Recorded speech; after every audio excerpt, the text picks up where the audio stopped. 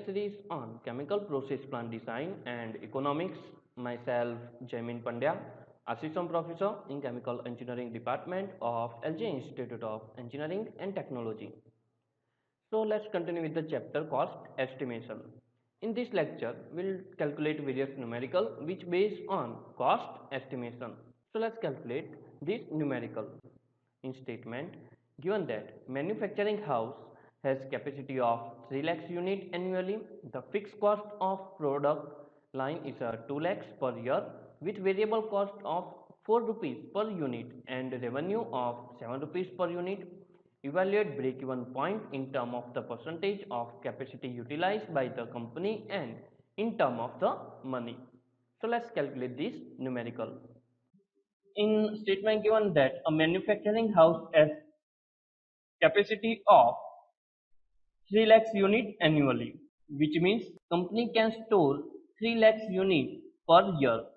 It cannot store more than 3 lakhs unit per year. The fixed cost of production line is 2 lakhs per year.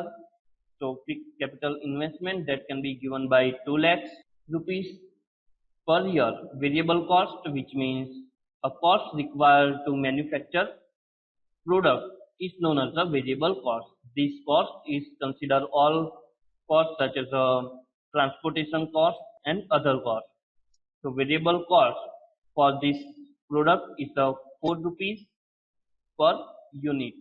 Revenue, which means sell price of this product, is 7 rupees per unit. Now I have to calculate break-even point in term of unit. Break-even point in term of unit that can be given by fixed capital investment upon profit. But profit is not given in statement. So first have to find out profit. Can easily find out profit from this data. You know that sell price is 7 rupees. So can calculate profit is equal to sell price, which is 7 rupees, minus variable, which is 4 rupees per unit. So profit becomes 3 rupees per unit. So can write that fixed capital investment, which is 2 lakhs per year, upon profit per unit, which is 3. So calculating this term will get 66,666.66, but cannot consider unit in point. So have to consider whole unit. So this value becomes 66,667. So this is the answer of break-even point in term of unit, which means company have to sell this much unit to reach break-even point. After this, all the selling this unit is considered as a profit. Now let's talk about break-even point in term of money. That can be given by break-even point in term of unit multiply by selling price. So break-even point in term of unit, which is 66,667, which calculated previous, and selling price that can be given by 7 rupees per unit. So multiply by 7. So we'll get answer by calculating this term. We'll get 4,66,662 rupees. So have to sell a unit worth of 4,66,662 rupees. So this is the break-even point in term of money. So have to sell a product which worth is 4,66,662 rupees. After this, all are profit. Now have to calculate how much capacity used for the company by the in term of storage. Thus previously talked in statement given that a capacity of particular company or manufacturing house as 3 lakhs unit. So and produced unit per year, which is 66,667. So let's write 66,667 upon 3 lakhs multiply by 100. So we'll get 22.22%. So this percentage of storage house is used. Company has storage capacity of 3 lakhs, but company producing 66,667 units per year. So storage company spend more cost on storage. So company has to reduce this storage cost to reduce fixed capital investment. So let's again repeat this numerical. A manufacturing house has a capacity of 3 lakhs unit annually. The fixed cost of production line is 2 lakhs per year with variable cost of 4 rupees per unit and revenue of 7 rupees per unit. Evaluate break-even point in term of unit and break-even point in term of money. So to calculate break-even point in term of unit, that can be given by FCI, which means fixed capital investment upon profit. Fixed capital investment that given in statement, which is 2 lakhs rupees upon profit. Profit is not directly given in statement, but can calculate profit by selling price minus variable cost. So when calculate this, we'll get profit 3 rupees per unit. So using this value of profit and fixed capital investment can calculate break-even point in term of unit. So final answer for break-even point in term of unit that can be given by 66,667 unit. So company have to sold or sell 66,667 unit to reach break-even point. After selling more than 6,667 units, all are profit for the company. Then calculate break-even point in term of money. Break-even point in term of money that can be given by break-even point in term of unit multiplied by selling price of product per unit. Selling price, which is 7 rupees. Break-even point that can be given by 66,667. Multiplying with this, we'll get answer 4,66,662 rupees. So company have to sell this much amount of product worth to reach break-even point in term of money. After selling this worth, all is profit for the company. Then calculate how the extra work done on storage for the company. So annually product produced in term of unit, which is 66,667, and storage capacity of company, which is 3 lakhs unit. So company only use 22% of that storage facility.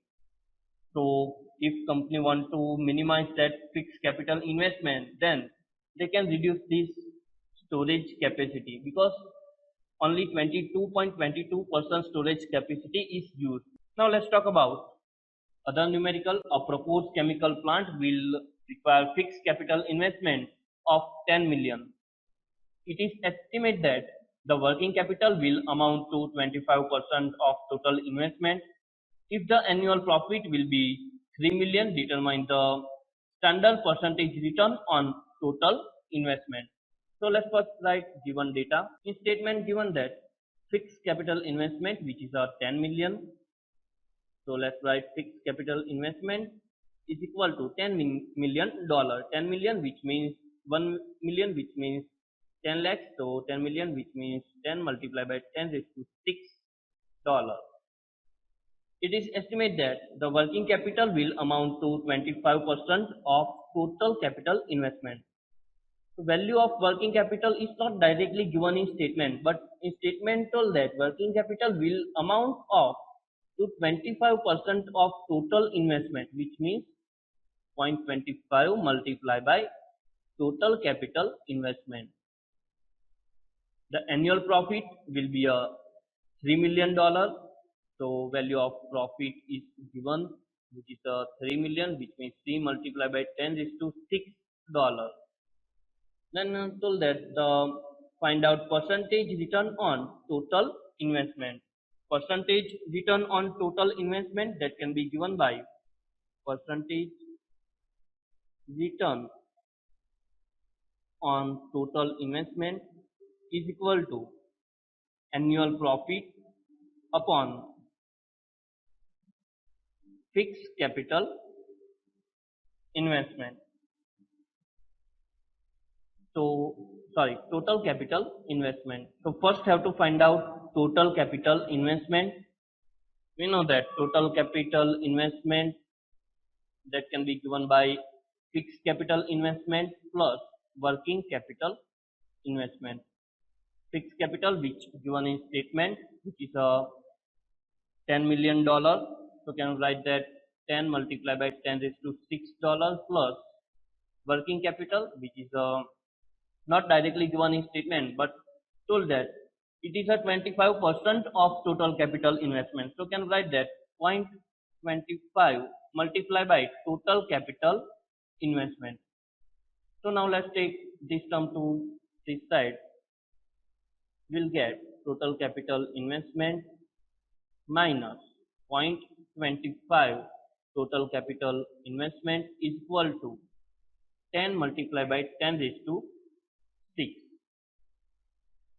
So this becomes 0.75, 1 minus 0.25 which becomes 0.75 total capital investment is equal to 10 multiplied by 10 raised to 6. So total capital investment which becomes 13.36 multiplied by 10 raised to 6 dollars. So this is our total capital investment. This is not final answer. This is a total capital investment. Using this total capital investment can find out percentage return on total investment. If told that find out percentage return on total fixed cost, then this total capital investment becomes fixed capital investment. But in statement told that have to find out percentage return on total investment. That's why here we write total capital investment. Annual profit. So using this equation can find out percentage of return on total investment. Annual profit which given $3 million upon total capital investment. So using this equation can write that annual profit which is a $3 million. So 3 multiplied by 10 raised to 6 upon total capital investment that can be given by 13.36 multiplied by 10 raised to 6. So 13.36 multiplied by 10 raised to 6. So calculating this term will get 22.5% which is a answer of percentage return on total investment. So at first year we'll get 22.5% return on total investment. So this is a numerical which based on percentage return on total investment. Let's revise this numerical again. In statement given that a proposed chemical plant will require a fixed capital investment of 10 million. It is estimated that the working capital will amount to 25% of total investment. The annual profit will be $3 million. That determine the standard percentage return on total investment. So percentage return on total investment that can be given by annual profit upon total capital investment. But total capital investment is not given in statement. So first we have to find out total capital investment. Total capital investment that can be given by fixed capital investment plus working capital investment. Using value of fixed capital investment and working capital investment can find out total capital investment. So using this total capital investment can find out percentage return on total investment. So we'll get final answer 22.5%, which means 22.5% money is covered at first year of development of that project or company. So this is all about today's lecture. I am completing my lecture here. Thank you.